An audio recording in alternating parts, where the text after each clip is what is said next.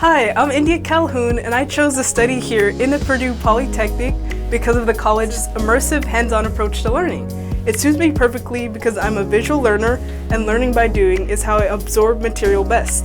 I saw a few people in my classes that I originally met during summer early start, and most of them were in Polytechnic majors, and I appreciate how we were connected even before our first semester began.